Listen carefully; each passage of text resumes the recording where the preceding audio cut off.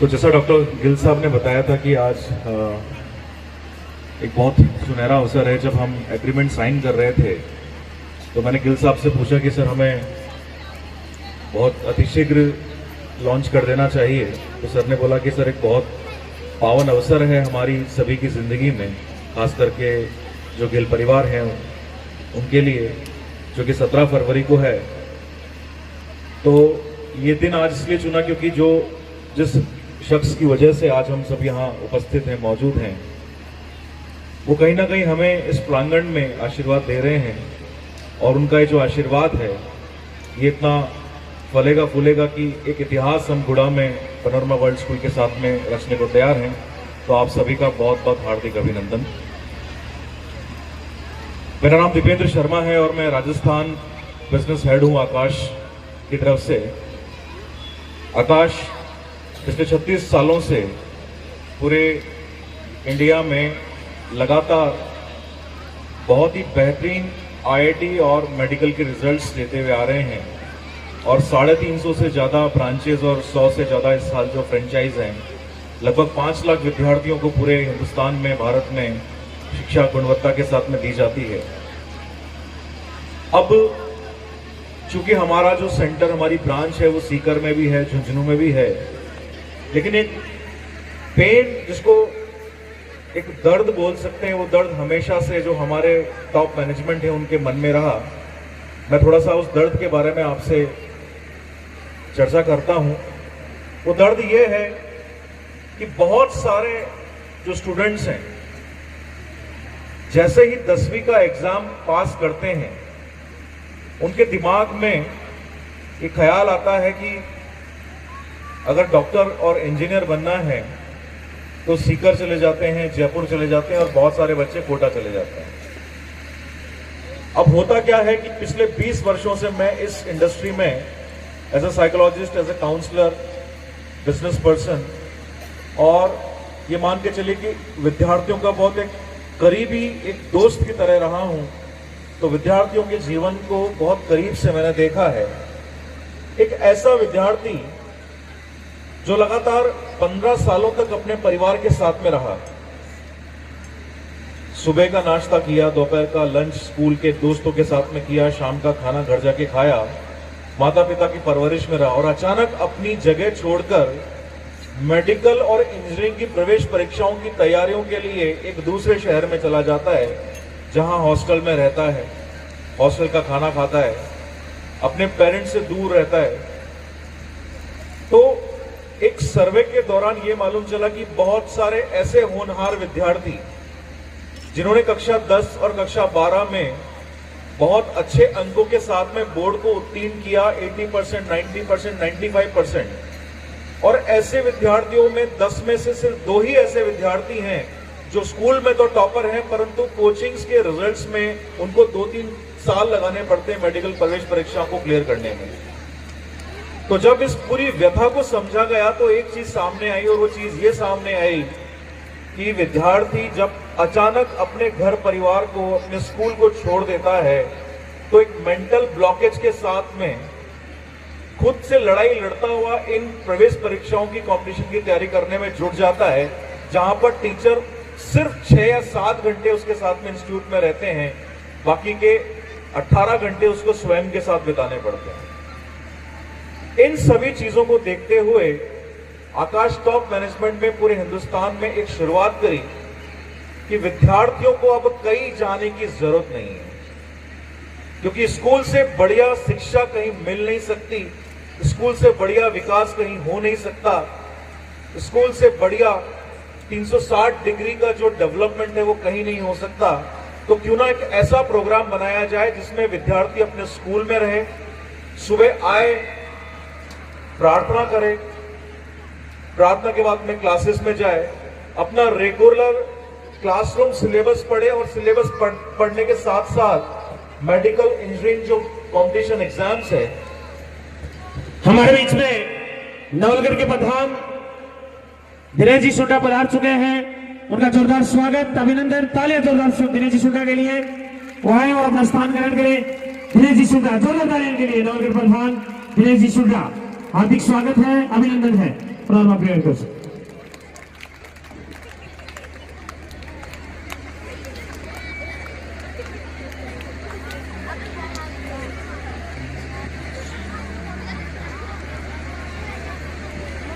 मैं आपको बता रहा था कि इस व्यथा को समझते हुए जो आकाश टॉप मैनेजमेंट है उन्होंने एक युक्ति निकाली और युक्ति यह है कि विद्यार्थी को अब अपने स्कूल से बाहर निकलकर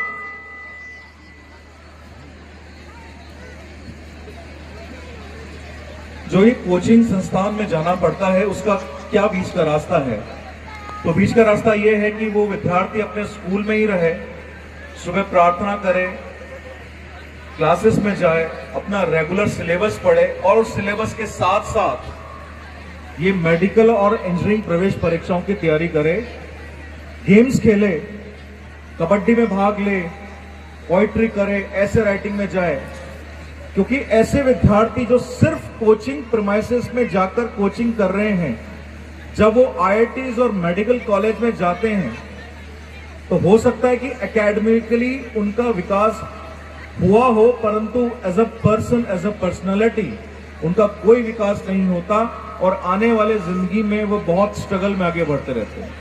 तो इन सब का एक सिंक्रोनाइजेशन प्रोग्राम लॉन्च किया गया जिसको बोला गया स्कूल इंटीग्रेटेड प्रोग्राम, जिसमें ये डिसाइड किया गया कि विद्यार्थी विद्यालय में ही रहकर उन शिक्षकों के द्वारा जो कि नियरेस्ट कोचिंग में पढ़ा रहे हैं, अब विद्यार्थी को वहां जाने की जरूरत नहीं है, शिक्षक अब विद्यार्थी के पास में आएंगे। तो आकाश सीकर के साथ में ये टाई अप हुआ है और आकाश सीकर की जो टीम आप स्टेज पर देख रहे हैं, ये शिक्षक अब पैनोरमा वर्ल्ड स्कूल में आकर क्लास 11th, 12th और टारगेट बैचेस में विद्यार्थियों को जेई और नीट की जो प्रवेश परीक्षाएं हैं उसके लिए तैयारी कराएंगे। तो बस ये मान के चलिए कि सिर्फ कैंपस बदला है, सिस्टम, सिलेबस, फैकल्टी, क्वालिटी वो सब वही है जो विद्यार्थी यहां से जाकर सीकर, कोटा और जयपुर में लेता है। एक एडिशनल बेनिफिट और यहां पर अभिभावकों के लिए है। एक छोटी सी कैलकुलेशन मैं आपसे करवाना चाहूंगा, जो मेरे यहाँ कुछ बुजुर्ग साथी और कुछ अभिभावक और कुछ दोस्त बैठे हैं। कोचिंग की जो भी फीस है उस पर मैं फिलहाल बात नहीं करता, उसके लिए एक अलग से आपको बता दिया जाएगा, परंतु ये मान के चलते हैं कि जब एक विद्यार्थी अपने घर से निकलकर कोटा, सीकर या जयपुर जाता है तो लगभग ₹1,00,000 के आसपास कोचिंग की फीस, लगभग 1.5 लाख के आसपास हॉस्टल रहना खाना और 50,000 और ऊपर से अगर हम मान के चलें तो लगभग 3-3.5 लाख का खर्चा विद्यार्थी पूरे साल भर में ऐसी प्रवेश परीक्षाओं के लिए करता है जिसमें क्लास 11वीं और 12वीं का सिलेबस पढ़ाया जाना है। अब अगर विद्यार्थी अपने घर में ही रहकर अपने परिवार के साथ ही अपने स्कूल में इन सब चीजों की तैयारी अगर करता है तो ना सिर्फ मॉनेटरीली उसका बेनिफिट होता है, बल्कि माता पिता के संरक्षण में वो कोई गलत रास्ते पर आगे नहीं बढ़ सकता, क्योंकि हर समय हर पल माता पिताओं के निगाहों में रहने के बाद में या तो वो पढ़ाई करेगा और या फिर वो अपने घर में रहेगा। तो ये एक ऐसा प्रोग्राम लॉन्च हुआ है जो दूर दूर तक अभी कहीं उपस्थित नहीं है। इस प्रोग्राम की सबसे बड़ी खासियत जो मैं आपको बता रहा हूं वो यही है कि विद्यार्थी का सिर्फ कैंपस बदलेगा, बाकी सब कुछ वही रहेगा जो विद्यार्थी सीकर में जाके अगर पढ़ाई करता है। तो आकाश और पैनोरमा वर्ल्ड स्कूल का ये जो आपसी संयोग है, ये जो संगम हुआ है, इसमें हम अकेले विजेता नहीं बन सकते। इसमें हमें गुढ़ा क्षेत्र के तमाम ऐसे अभिभावक, ऐसे प्रबुद्धजन जो कि इस क्षेत्र में प्रबुद्ध रखते हैं, जिनके बच्चे अभी 11वीं 12वीं में पढ़ते हैं, उनका सहयोग चाहिए। क्योंकि जब तक आपका सहयोग नहीं मिलेगा तब तक बूढ़ा का बच्चा बाहर जाता रहेगा। उसमें से कुछ बच्चे शायद आईआईटी मेडिकल में चले जाएं और कुछ बच्चे बहुत लंबे इंतजार के बाद में जाएं। तो आपके सहयोग की हमें बड़ी आवश्यकता है। हाँ, इतना विश्वास दिलाते हैं कि आकाश एकमात्र अकेला ऐसा कोचिंग संस्थान पूरे देश में है जहां पर एक सिंगल केस भी नेगेटिव का नहीं है। हमें हर रोज अखबारों में सोशल मीडिया पर लगातार कुछ कुछ खबरें देखने को मिलती हैं कि ये फलाना विद्यार्थी इस शहर में रहकर डिप्रेशन में आ गया और गलत कदम उठा लिया। हो सकता है कि कई कोचिंग इंस्टीट्यूट इतने अब आगे बढ़ चुके हैं कि राजनीतिक रूप से उनका इस तरह से हो गया है कि ये जो न्यूज है अखबारों में नहीं आ पाती है। तो मैं ये कहना चाहूंगा कि शिक्षा को अगर बहुत इंटरेस्टिंग रूप से प्रस्तुत किया जाए तो कोई विद्यार्थी असफल नहीं हो सकता, और हो सकता है कि जेईई नीट प्रवेश परीक्षाओं में उसका चयन हो ना हो, परंतु एक जो 360 डिग्री डेवलपमेंट है कम से कम वो उसका होना चाहिए। तो ये तो मैंने आपको अभी बताया आकाश और पैनोरमा के स्कूल के बारे में। अब मैं आपको एक दूसरी तरफ ले चलता हूं जिसका जिक्र हम में से कोई नहीं करता। यहां जितने भी लोग बैठे हैं एक बार अपना हाथ खड़ा करके बताइए, छोटे बच्चे और बड़े जितने भी लोग बैठे हैं, क्योंकि एक मैं साइकोलॉजिस्ट भी हूं, काउंसलर भी हूं, आर्ट ऑफ लिविंग ट्रेनर भी हूं, एक लीडरशिप कोच भी हूं। तो ये इस तरह के सेशंस में पूरे हिंदुस्तान में, हिंदुस्तान से बाहर जब भी जाके करता हूं तो मुझे मौका मिलता है आपसे रूबरू होने का। तो आप हाथ खड़ा करके बताइए कि आप में से कितने ऐसे लोग हैं जिनके पास में मोबाइल फोन है। तो मुझे मालूम है 100% हाथ खड़े होंगे। एक बार कीजिए, थोड़ी सी एक्सरसाइज करते हैं। डॉक्टर साहब मैं आपसे 15 मिनट और चाहूंगा इस मेरे स्पीच को। तो ये जो 100% हाथ खड़े हैं, ये कोई गलत बात नहीं है, लेकिन जो जिस बारे में मैं आपको बताना चाह रहा हूं उसके लिए आप बहुत ध्यान से आप सब लोग सुनिए। ये हाथ अभी ऐसे खड़े हैं, जब मैं बोलने लगूंगा तो ये ऐसे ऐसे होंगे। ये एक जेस्चर है मोबाइल की स्क्रीन पर स्क्रॉल करने का, जिसको हम बोलते हैं सोशल मीडिया साइट्स पर उंगली से रील्स को, पोस्ट को देखना। अभी नेसेसिटी हो गई हम लोगों की, परंतु इस वजह से हमने पिछले 18 सालों में एक इतने भयंकर भयावह राक्षस को जन्म दे दिया है जिसकी परिकल्पना हम आज के परिप्रेक्ष्य में नहीं कर सकते हैं। और हो सकता है गुड़ा में जितने लोग यहाँ बच्चे बैठे हैं उससे अनअवेयरों अनभिज्ञ हों। 2002 की बात है,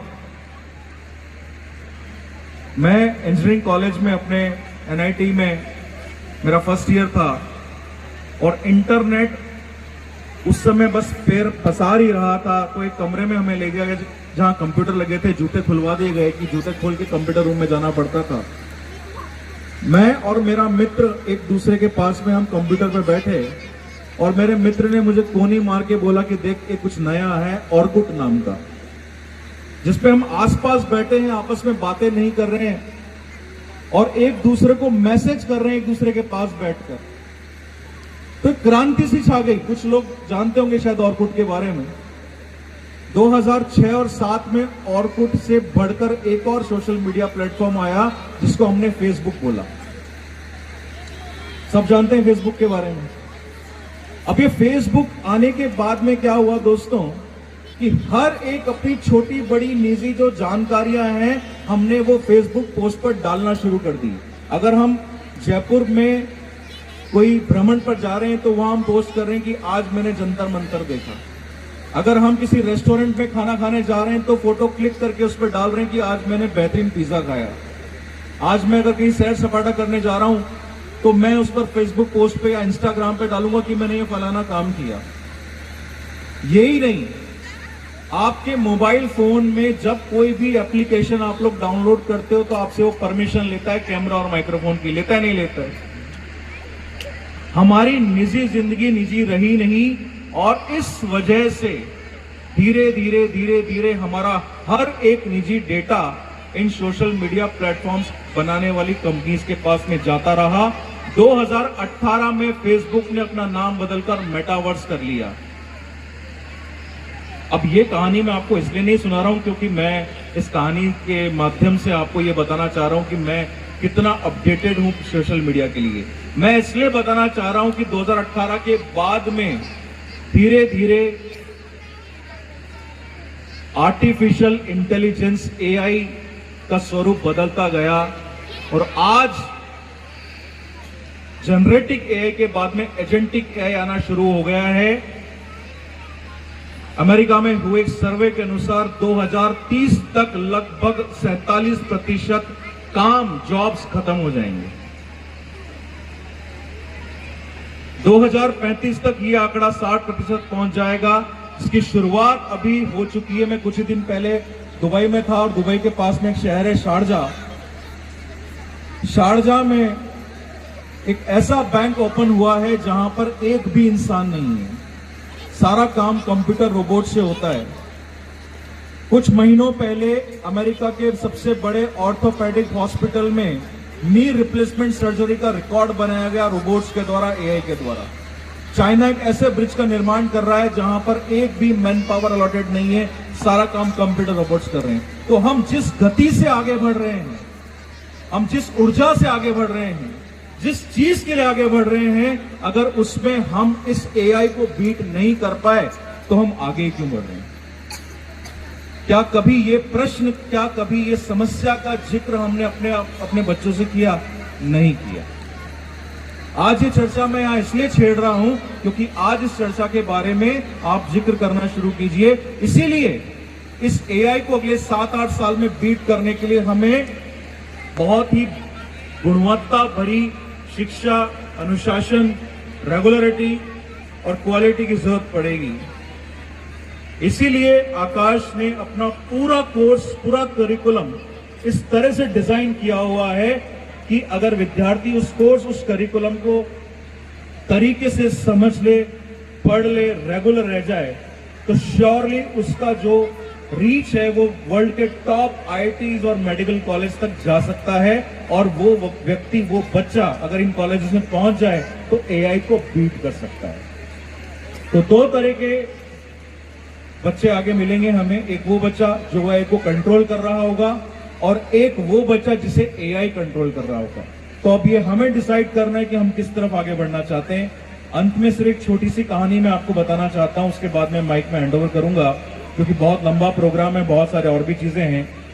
इसके बाद में जो हम आकाश की हमारी जो कैनोपीज है, हमारे सदस्य वहां मौजूद हैं। अगर कोई भी व्यक्तिगत आपको हमसे बात करनी है तो आप आके हमसे बात कर सकते हैं। तो ये कहानी बहुत छोटी से लगभग 40 सेकंड में खत्म हो जाएगी। स्वामी विवेकानंद